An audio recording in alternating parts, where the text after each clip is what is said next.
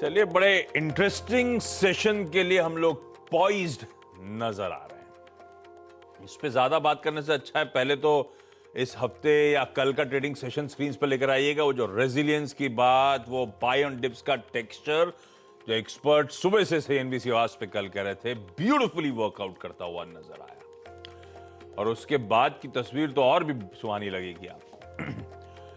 हमने कल क्लोज के टाइम अमेरिकन मार्केट्स की तेजी बचाई थी, फ्यूचर्स में उछाल, पर वो आधे से 3/4% का उछाल हम डाइजेस्ट करके गए थे। 3:30 बजे कल अमेरिकन फ्यूचर्स इस तरह की तेजी दिखा रहे थे और एक्चुअल सेशन जो था यूएस का, वो आपकी स्क्रीन पर आधे से 3/4 डाइजेस्ट करा।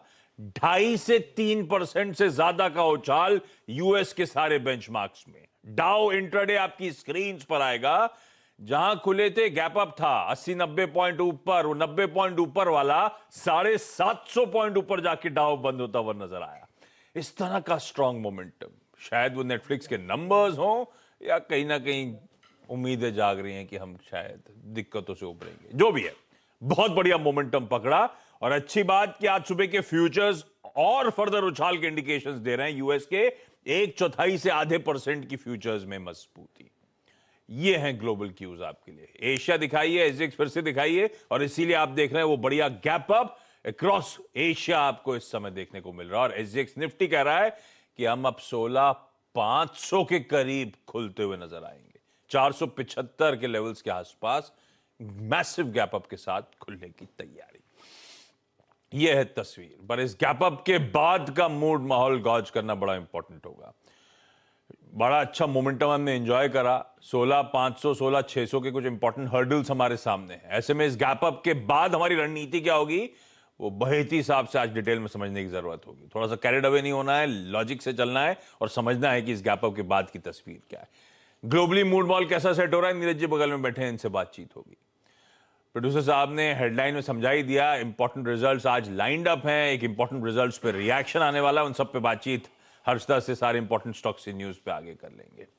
लेकिन पहले ग्लोबल क्यूज समझ लीजिए और उसके बाद पहले ग्लोबल क्यूज साइड करते हैं। ये जो नीचे जो ब्रेकिंग न्यूज चल रही है, ये एजेंसीज के हवाले से जो खबर आ रही है, जो प्रोड्यूसर साहब ने क्विकली हेडलाइन में भी तब्दील कर दी, वो जो 1 जुलाई को ऑयल स्पेस में वो जो विंडफॉल टैक्स लगाया गया था, वो जो ड्यूटीज लगाई गई थी, हटाई और घटाई, ये हो गया रिव्यू। कुछ दिन पहले लक्ष्मण थे इसी प्लेटफॉर्म पे, वो कह रहे थे 15 तारीख को रिव्यू में कुछ पॉजिटिव है। ये मेरे ख्याल से हर्षदा के साथ ही शो में, वो 2 बजे के शो में हम लोग कमाई के अड्डा में लक्ष्मण से समझ रहे थे। 15 को तो अनाउंसमेंट नहीं हुआ, रिव्यू मीटिंग हुई होगी, थोड़ा डिले के साथ सही। अब अपडेट आ रहा है कि वो लक्ष्मण की खबर सही थी। वो 15 दिन पहले ही फोर्टनाइट पे सरकार ने रिव्यू कर डाला और रिव्यू के बाद रिडक्शन होता हुआ नजर आया है। पहले इस खबर पे चले जाते हैं नीरज जी के पास। नीरज जी, लक्ष्मण क्या है, नींद से उठ ही नहीं रहे। जगाओ उनको। जगाने की पूरी कोशिश आज एक कैबिनेट मीट भी है। अच्छा, दोपहर में मेरे ख्याल से वो एनआई कह रही थी 1 बजे खैर लक्ष्मण क्लियर पिक्चर रखेंगे सामने आपके। क्या ये कितना बड़ा रिलीफ, ये सरप्राइज तो पॉजिटिव है। पहले ही फोर्टनाइट में रिव्यू और रिडक्शन। अब लेकिन ये है, इसको जब कुछ नहीं, कब कुछ था ही नहीं, लेवल प्लेइंग फील्ड थी। पहले आपने लगाया, उसके बाद जो घटा उसका हमको सबको लग रहा है सेंटिमेंट पॉजिटिव, लेकिन जो 17,000 अभी भी लगा हुआ है वो नहीं देख रहा कोई। नहीं 17,000 तो छोड़ो। सबसे पहले तो अच्छी बात कर लें कि इन्होंने 23,250 से घटा के 17,000 पर टन कर दिया है क्रूड ऑयल की प्रोडक्शन पे। और जो ड्यूटी डीजल पे लगती है उसको 13 से घटा के 10 रुपए कर दिया। पेट्रोल की ड्यूटी रिमूव कर दी है। एसईजेड ये जो मतलब ये वो एटीएफ पेट्रोल डीजल एक्सपोर्ट होना था उस पर ड्यूटी लगाई। हाँ, जो एक्सपोर्ट ड्यूटी थी वो कम कर दी है। हाँ। और विंडफॉल कम कर दिया जो ऑयल प्रोडक्शन पे लगना था। हाँ। एटीएफ पे जो 6 लाख रुपए पर टन लगना था उसको घटा के 4 लाख रुपए पर टन कर दिया, घटा दिया है। हाँ। बहुत ये बढ़िया बात की। पेट्रोल पे जो लगता था उसको 0 कर दिया है। हाँ। तो ये तो बहुत ही पॉजिटिव खबर मानना चाहिए। अब मेरे को क्या रात में 12 बजे नोटिफिकेशन निकाला क्या? कल देर रात तो किसी हवा नहीं लगी थी कि ये कुछ आने वाली है। तो आज सुबह भी जब कंफ्यूजन था कि एक्चुअली हुआ कि नहीं हुआ, खबरें चल रही थी। दूसरा एक महत्वपूर्ण सवाल, अभी गवर्नमेंट का ऑफिशियल अनाउंसमेंट नहीं आया कि मान लो आ गया, नोटिफिकेशन है, आ गया, ऐसा लिखा हुआ नोटिफिकेशन आ गया है। तो ये बहुत ही पॉजिटिव मार्केट के लिए आज की खबर है। बट क्वेश्चन ये कि 1 से 15 जुलाई के बीच में क्रूड गिरा कितना है? 3% खाली। तो लगाया क्यों था अगर यही सब करना था तो? ये किस तरह का रिव्यू है? एनीवे खैर जो भी है वो उस पर क्वेश्चन नहीं करना चाहिए, अच्छी खबर है, उसको आप रिवाइज करिए तो इससे बड़ी रियायत मिलेगी। रिलायंस को बहुत ज़्यादा इससे फ़ायदा हुआ। वो हमारी वो पिटा था जब वो खबर आई थी, एक्चुअली क्या 7-8% कट था गिरा वो, था। हाँ। तो सब बिगेस्ट गेनर इसमें रिलायंस होगा क्योंकि एक्सपोर्ट सबसे ज़्यादा वही करते हैं पेट्रोल डीजल का, और पेट्रोल पे जीरो कर दी गई, डीजल पे घटा दी गई, तो इनके लिए एक बहुत बेनिफिट है। सेंटिमेंटल इम्पैक्ट ओएमसीज पे पड़ेगा क्योंकि ये एक्सपोर्टर नहीं है इतने बड़े, तो इनके ऊपर सेंटिमेंट इम्पैक्ट, और जो और बड़ा गेनर होगा वो ओएनजीसी, ओआईएल, सेलान, एचओईसी, ये सब बड़े गेनर होंगे क्योंकि इनके ऊपर वो ड्यूटी 17,000 कर दी गई है, जो पहले 23,250 लग रही थी। तो ये गेनर्स हैं। बट ये ध्यान रखिए, जो आशीष करें कि घटी है, खत्म नहीं हुई है, अभी भी लगी हुई है, और क्रूड जिस तरह से बाउंस बैक कर रहा है फिर रिव्यू हो सकता है। ठीक है, तो आज तो इस अच्छी खबर को रिजॉइस करना, सरकार ने जो पार्शियल या फुल रोल बैक अलग अलग जगह करें, वो खबर अच्छी इस पूरे स्पेस के लिए। हैवीवेट रिलायंस इंडस्ट्रीज खासतौर पर रडार पर रखेंगे। रिलायंस की बात हो रही है क्योंकि खबर उससे रिलेटेड है, पर ध्यान रखें चैनल का स्वामित्व प्रबंधन रिलायंस इंडस्ट्रीज के पास है, तो स्टैंडर्ड डिस्क्लोजर दिखा दिया करिए। जब भी रिलायंस का नाम ही लें गलती से भी तो आप दिखा दिया करिए। ये अच्छी खबर, ये पॉजिटिव हो गई। ग्लोबल क्यों सपोर्टिव है? जबरदस्त, क्या हो गया भाई? चौतरफा तेजी दिखा। 700 750 पॉइंट उछल रहे हैं सिर्फ नेटफ्लिक्स के अच्छे नंबर्स पे। ऐसा जोश मार दिया। 20 लाख का अनुमान था, 10 ही लाख हुए। यहाँ पे भी वही कहानी है। नेटफ्लिक्स ने कहा था कि 2 मिलियन सब्सक्राइबर रिडक्शन, 20 लाख घटेंगे, घटे 9,75,000, 70,000, खुशी बन गई। घटे लेकिन कम घटे। तो तो हालांकि हम तेजी के ये बहुत ही मतलब बहुत पॉजिटिव खबर थी। जबकि और जो दूसरा आईबीएम का रिजल्ट उतना अच्छा नहीं आया, उन्होंने आगे गाइडेंस कम कर दिया, वो कैश फ्लो प्रोजेक्शंस, लेकिन उसके बावजूद मार्केट में अक्रॉस द बोर्ड तेजी हुई है। सारे इंडाइसेस तेजी में थे वहां पे। ज्यादातर स्टॉक, मतलब कितना मैंने लिखा था, 80% स्टॉक में तेजी थी वहां कल, पूरे मार्केट में जितने ट्रेड हो रहे थे, सारे सेक्टोरल इंडेक्सेस ऊपर थे। इसकी एक बहुत बड़ी वजह दूसरी है। एक बहुत बड़ा सर्वे आया है फंड मैनेजर्स का, उस पर हम लोग आगे 8 बजे चर्चा करेंगे, और सप्लाई चेन का एक इंडेक्स है मॉर्गन स्टैनली का, उसकी रीडिंग्स मैं आपको बताऊंगा 8 बजे डिटेल में, चूंकि इस समय कम समय होता है। ये 2 फैक्टर है जो मैंने 1.5 महीने पहले आपसे कहा था कि हाई फ्रीक्वेंसी डेटा इंडिकेट कर रहा है कि इन्फ्लेशन में, तब हमने बात की थी कि सप्लाई चेन ईज हो रही है, फर्टिलाइजर के दाम गिर गए, चिप के दाम गिर गए, वो आज प्रूव हो रहा है। इसलिए लगातार मैं कह रहा हूँ कि वहाँ पे ज़बरदस्त बॉटम बाइंग हो रही है और लोगों को ऐसा लग रहा है शायद बॉटम बन रहा है। तो आज बहुत ज़बरदस्त तेज़ी का माहौल हो सकता है, क्योंकि एक तो ये भारत की खबर, और दूसरा ग्लोबल मार्केट में लोकल रिजल्ट के फैक्टर्स के अलावा बेसिक फंडामेंटल जो चेंज हो रहे हैं उसमें बाइंग देखने को मिली। इसलिए कल अक्रॉस द बोर्ड यूएस में बाइंग थी, बड़ी जबरदस्त बाइंग थी। मूड बॉल तो बदल ही रहा था, गोरे खरीद रहे हैं। कल फूफा इतनी कविता लिख दी ना फूफा पे वीरू ने कि फूफा भी सुधर गए। फूफा भी कल पौने ऑलमोस्ट 1,000 करोड़ रुपए के आसपास कैश मार्केट की बाइंग आंकड़ा आता हुआ। ये नाराज हो गए चाचा, इन्होंने बेच दिया। चाचा, अब हर वक्त फूफा के सामने थाली रख दोगे तो चाचा को कभी गुस्सा आएगा। शर्मा शर्मी में साहब इतने पॉजिटिव से डर लगता है, क्या करूं भाई? 125 अंकों के उछाल की शुरुआत होने की इंडिकेशंस, हम ऑलमोस्ट 16,500 की ट्रेजेक्टरी पर पहुंचने की तैयारी कर रहे हैं। Good morning Ashish ji, good morning Neeraj ji. Good morning. जैसे कि जी कल भी हमने बोला था कि 16,200 एक बहुत अच्छा अपॉर्चुनिटी पॉइंट मिलेगा बाइंग के लिए, और 16,300 तक के टारगेट्स के लिए। आज भी बहुत अच्छा स्ट्रक्चर लग रहा है, जिस हिसाब से कल रात में गूगल, इनवीडिया, मेटा सब में एक 5-5% की तेजी रही। आज हमें लगता है कि आईटी स्टॉक्स और रिलायंस दोनों ही बहुत बड़ा एक सपोर्ट देगा निफ्टी में। कल जाते जाते भी हमने देखा बैंक्स में एक बहुत बड़ी तेजी बन चुकी थी। बैंक निफ्टी का पीसीआर भी वही सजेस्ट कर रहा है, 1.5 के करीब पीसीआर आ चुका है, जिस हिसाब से पुट राइटिंग हुई है बैंक निफ्टी में बहुत ही पॉजिटिव दिख रहा है। और आज भी हमें लगता है कि ये कंटिन्यू बहुत स्ट्रांगली रह सकता है निफ्टी एंड बैंक निफ्टी में। निफ्टी की अगर मैं बात करूँ तो उसका भी पीसीआर 1.37 के करीब चल रहा है, और जिस हिसाब से पुट राइटर्स खड़े हैं करीब करीब निफ्टी में, हमें लगता है कि 16,600 तक के लेवल्स तो आज ही देखने मिल सकते हैं।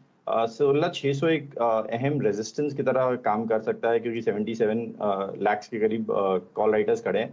बट अगर निफ्टी उसे उसे क्रॉस करने की अटेम्प्ट करता है और वहां पे अगर कॉल राइटर्स ट्रैप होते हैं तो यहाँ से और तेजी भी देखने मिल सकती है।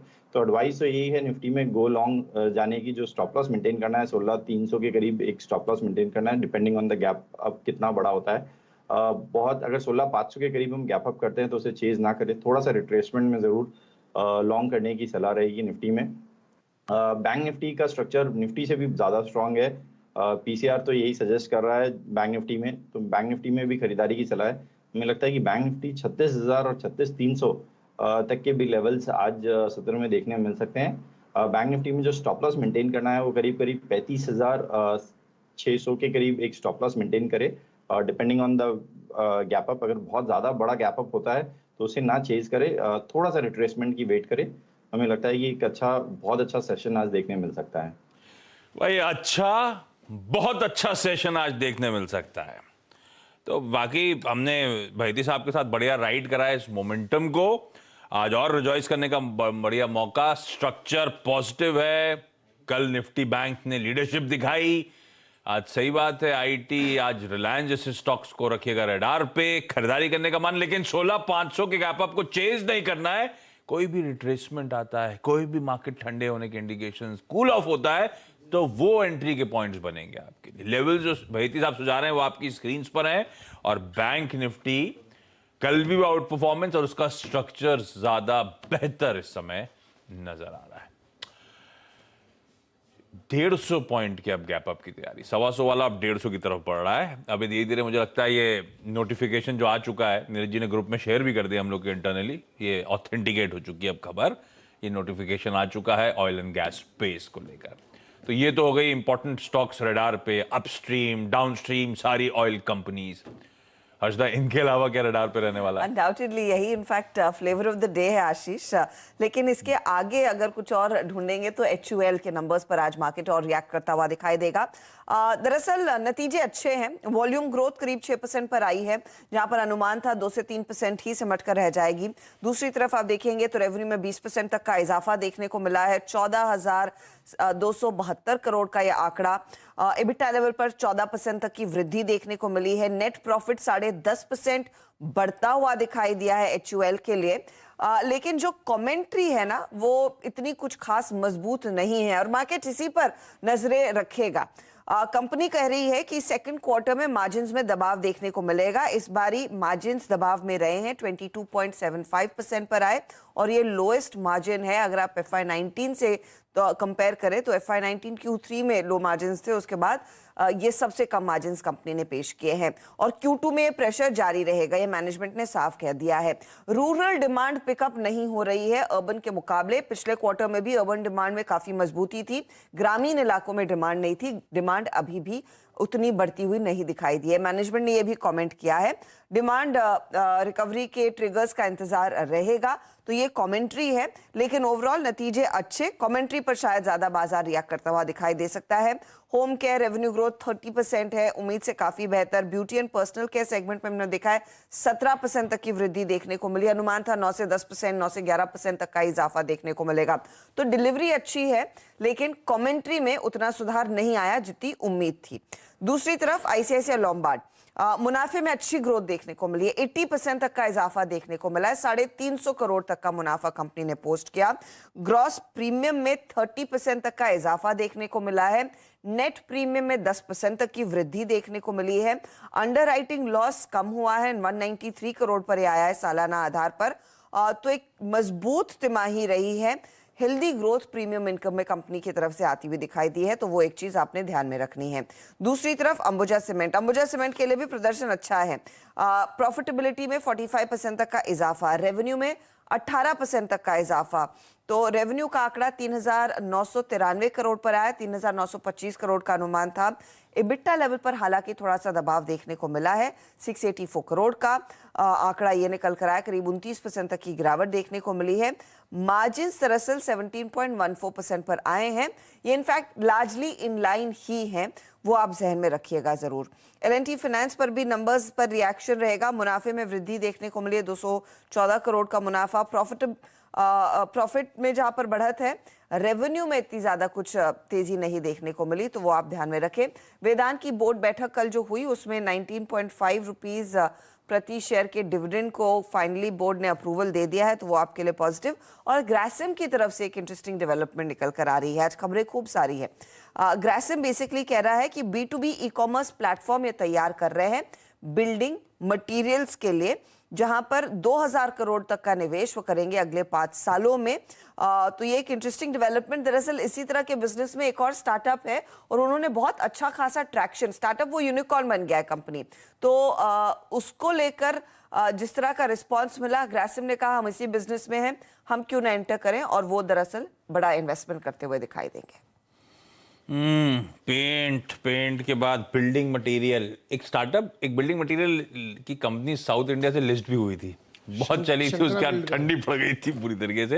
लेकिन ठीक है, जिस स्पेस में उस पे ये काम वैसे वो एस्ट्रल ने भी बहुत करा, पाइप बेचते बेचते हर प्रोडक्ट में उतरते चले गए कि उसी डीलर नेटवर्क का फायदा उठाना है। खैर रखिए इन सारे स्टॉक्स को रडार पे। आज रिजल्ट्स, रिएक्शंस कई सारे, और आज एक रिजल्ट्स हेवी डे।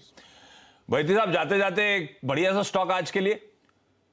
जी आशीष जी, 2 स्टॉक रहेंगे। एक तो रिलायंस जरूर रहना ही चाहिए रडार पे, जिस हिसाब से स्ट्रक्चर है, और कल भी एक रिलायंस में पुल बैक देखने मिला था, तो 2410 का एक स्टॉप लॉस लगाकर हमें लगता है कि 2480 और इवन 2520 तक के भी लेवल्स रिलायंस में देखने मिल सकते हैं। दूसरा स्टॉक रहेगा LTI, लार्सन टोब्रो इन्फोटेक। इसमें भी हमें लगता है कि बहुत बड़ी एक तेजी देखने मिल सकती है। कल के सत्र में भी बहुत अच्छा एक पुल बैक देखने मिला था स्टॉक में, तो 4250 मतलब 42,250 का एक स्टॉप लॉस लगाना है, और 4370 का एक टारगेट के लिए इसमें भी एक पोजीशन बनाई जा सकती है। एज अ डिस्क्लेमर, ये दोनों स्टॉक हमारे पोर्टफोलियो में है, लॉन्ग टर्म पोर्टफोलियो में। वाह, और दोनों में बड़ी तेजी की तैयारी हो रही है। बैती साहब का पोर्टफोलियो चमकने वाला है।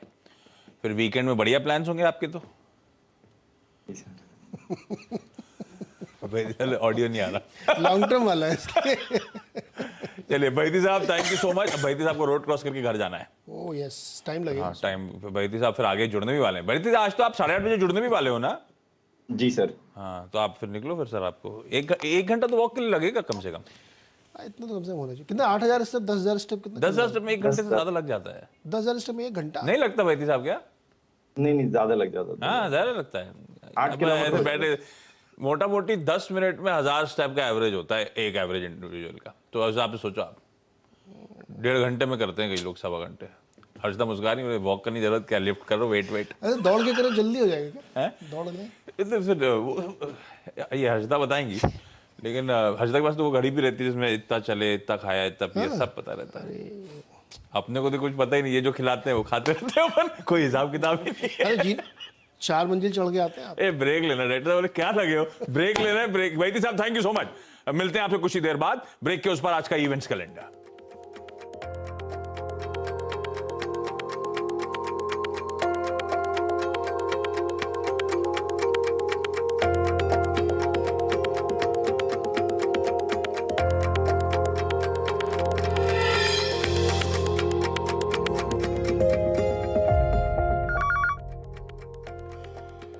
चलिए भाई, ब्रेक के बाद आपका स्वागत है।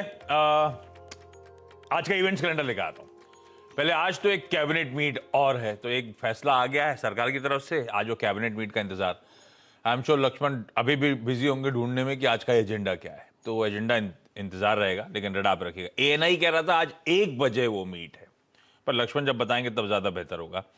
रिजल्ट्स में आज विप्रो और इंडसइंड बैंक निफ्टी के, Havells, OFSS, Oracle financial, Tata communication, Syngene international, ये 4 वायदा बाजार के।